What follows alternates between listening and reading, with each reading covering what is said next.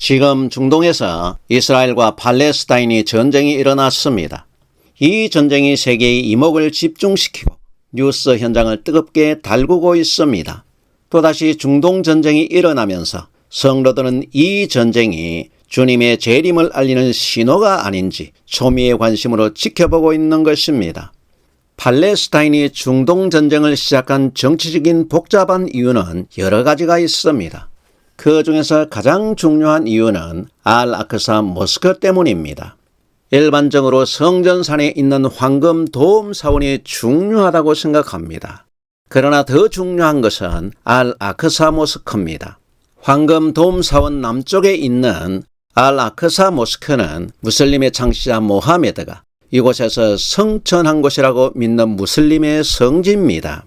알-아크사 모스크가 있는 자리는 아브라함이 이삭을 번제물로 드렸던 모리아산 정상입니다.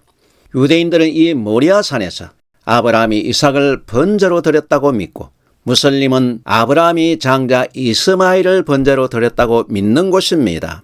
그래서 이곳은 유대인이나 무슬림이나 순교를 하더라도 지켜야 하는 곳이라고 생각하는 것입니다. 예루살렘 성전산에 있는 바위 덩어리 한 조각을 두고 성지라는 명분으로 피 흘리는 처절한 전쟁을 벌이고 있는 것입니다. 유대인들도 아브라함이 번제를 드렸고 솔로몬이 성전을 지었던 알-아크사 모스크가 있는 장소는 양보할 수 없는 중요한 곳인 것입니다. 이곳의 제1성전은 BC 957년경 솔로몬이 지었고 제2성전은 스룹바벨이 이곳에 성전을 건축했습니다. 이 스룹바벨 성전을 헤롯이 46년 동안 유대인들을 위해서 증축해 주었습니다. 그러나 헤롯이 지은 이 성전은 AD 70년 로마의 티도 장군에 의해서 완전히 파괴되었습니다. 바벨론에서 돌아온 유대인들이 주변 열국들의 반대를 무릅쓰고 스룹바벨이 성전을 지었던 것처럼 이스라엘은 2000년 만에 예루살렘에 돌아왔고 시온주의 랍비들은 이곳에 다시 제2의 스룹바벨 성전을 지어야 한다고 주장하는 것입니다. 이 성전산의 사원들은 누가 지었는지 역사적으로 정확한 기록은 없습니다. 미신적인 신화와 이론만 분분할 뿐입니다. 그러나 무슬림 왕조가 지은 것은 분명합니다. 이 성전산의 사원은 요르단이 관리하고 있었습니다. 그러나 1967년에 이스라엘이 3차 중동전쟁에서 승리하고 이스라엘과 요르단은 모스크를 와크프라는 무슬림 종교재단이 관리하기로 합의를 하고 1994년 평화협정을 체결했습니다. 유대인들은 이 모스크를 방문은 할 수 있지만 이 모스크에서 기도는 못하도록 되어 있습니다. 그래서 유대인들은 성전에 들어가서 기도할 수 없기 때문에 황금 도움 사원 바깥 벽 앞에 모여서 사원을 바라보면서 통곡하며 기도하는 것입니다. 그래서 붙여진 이름이 통곡의 벽입니다. 독실한 시온주의 랍비들은 주변에 어떤 반대가 있어도 황금돔 사원의 남쪽에 있는 이 모스크에 에스겔 선지자가 말한 제3성전을 지어야 그 성전에 유대인들이 기다리던 메시아가 온다고 믿습니다. 그래서 유대인들은 제사장들을 준비했습니다. 그리고 거룩한 제물이 될 소도 준비했습니다. 곧 제3성전이 완성되면 메시아를 기다리는 제사를 드릴 수 있도록 준비하고 있는 것입니다. 또 기독교인들은 이 모스크에 제3성전이 지어지면 데살로니가 후서 2장에 있는 말씀대로 세계 총통이 되는 적그리스도가 이 성전에 나타난다고 믿습니다. 데살로니가 후서 2장에는 이렇게 기록이 되어져 있습니다. 2장 3절에 누가 아무렇게 하여도 너희가 미혹하지 말라. 먼저 배도하는 일이 있고 저 불법의 사람 곧 멸망의 아들이 나타나기 전에는 이러지 아니하리니 저는 대적하는 자라 범사에 일컫는 하나님이나 숭배함을 받는 자 위에 뛰어나 자존하여 하나님 성전에 앉아 자기를 보여 하나님이라 하느니라 라고 기록하고 있습니다. 세대주의 종말론을 믿는 성도들은 배도의 사람 멸망의 아들 곧 세계 총통 적그리스도가 이 제3성전에서 하나님처럼 세상을 통치한다는 것입니다. 세계 총통 적그리스도가 통치하면서 7년 환란이 오고 적그리스도는 사람들에게 666의 짐승의 표를 받게 한다는 것입니다. 그래서 7년 환란의 마지막에 아마겟돈 전쟁과 함께 이사야 34장에 나오는 하나님의 심판이 시작된다고 말합니다.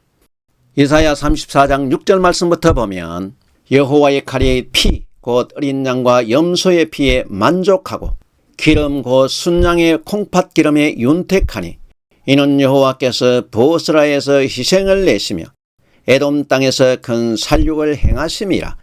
들소와 송아지와 수소가 한 가지로 도살장에 내려가니 그들의 땅이 피에 취하며 흙이 기름으로 윤택하리라. 이것은 여호와의 보수할 날이요 시온의 송사를 위하여 신원하실 해라 라고 기록하고 있습니다. 이사야 선지자의 이 내용도 예수님께서 메시아로 오실 때 짐승으로 제사를 드리는 이스라엘 지도자들이 받을 심판을 비유로 말씀하고 있는 것입니다. 그러나 외형적으로 정작 이스라엘 땅에 이런 일은 일어나지 않았습니다. 도리어 심판주로 오신 메시아가 힘없이 십자가에 죽었습니다. 그래서 제자들도 예수님이 이스라엘을 구원할 메시아로 믿고 따랐다가 실망하고 모두 뿔뿔이 흩어진 것입니다. 그러나 예수님은 자기 피로 세상을 심판하시고 십자가로 승리하셨다고 바울은 말씀하고 있습니다. 예수님께서 다시 재림하실 때도 이사야 선지자가 말한 이런 일들이 이스라엘 땅에 일어나지 않습니다. 예수님은 사람이 보는 엄청난 사건이 발생하지 않아도 알곡과 죽정이를 갈라내는 일을 얼마든지 하십니다. 백투더 예루살렘을 외치고 예수님께서 감람산에 재림한다고 말하면서 예루살렘과 이스라엘을 성지로 여기도록 제3성전으로 신앙의 흥행을 만들려고 하는 자들은 교회에서 장사를 하는 장사꾼들입니다. 이런 것은 바티칸의 사주를 받은 세대주의자들의 말을 현대판 바알 선지자들과 음녀 이세벨이 추종하게 만드는 것입니다. 바울이 말하는 멸망의 아들이 세계 유럽 총통입니까? 유럽 총통이 세계 총통이 되고 이 총통이 성도들을 지배하기 위해서 제3성전에 들어가는 날은 주님이 오시는 날까지 일어나지 않습니다. 세계 총통인 적그리스도 교황이 세계에서 가장 화려하고 잘 지어진 바티칸 성당에서 지금도 교회 지도자들을 타락시키고 있습니다. 예루살렘의 제3성전을 아무리 잘 지어도 로마 바티칸 성전보다 잘 지을 수는 없을 것입니다. 계시록에서 세대주의 해석의 뿌리가 되는 미래주의 해석법이 어디에서 나왔습니까? 미래주의 해석 신학은 교황이 적그리스도라는 종교 개혁자들의 집요한 지적을 가리기 위해서 교황의 명을 받고 스페인의 예수의 신학자 리베로가 적그리스도는 미래에 일어날 한 사람이라는 미래주의 해석을 1585년에 만들어낸 것입니다. 로마 교황이 적그리스도라고 주장하는 영국 성공회 교회의 반대를 무마하기 위해서 천주교의 사주를 받은 영국 옥스퍼드 대학 교수들이 리베라의 미래주의 해석을 가지고 와서 가르쳤습니다. 이 영향을 받은 스코필드가 세대주의 성경 주석을 쓰면서 세계로 퍼져나갔던 것이 세대주의입니다. 조영기 목사가 이 세대주의 영향을 받았고 세대주의 종말론이 정석인 것처럼 한국 교회의 유행병처럼 번져나갔던 것입니다. 바울이 말한 대로 성도들은 이런 미혹에 넘어가지 말아야 합니다. 배도를 하고 불법을 행하는 사람이 누굽니까? 배도와 불법을 행하는 사람은 교회 강단에서 하나님처럼 행시하고 있는 목회자들입니다. 불법의 비밀은 벌써 교회에서 활동하고 있습니다. 교회 지도자들이 불법을 행하고 배도하는 것이 보이지 않는다면 적그리스도는 평생 볼 수 없을 것입니다. 이 교회의 별들이 타락해서 배도를 하고 불법을 행하면서 멸망의 길로 가고 있는 것입니다. 이들이 멸망의 자식입니다. 계시록은 교회의 7별에 대한 기록이라고 했습니다. 예수님은 이 별들과 전쟁을 벌이고 있습니다. 계시록에는 멸망의 별과 영광스러운 별이 벌이는 영적 전쟁의 기록입니다. 궁창이 빛나는 별이 되어야 할 교회 지도자들이 로마 바티칸과 연합하면서 땅에 떨어져 똥별이 되고 멸망의 별이 되면 받을 심판이 엄중한 것입니다. 그렇다면 제3성전이 그리스도인들과 왜 상관이 없겠습니까?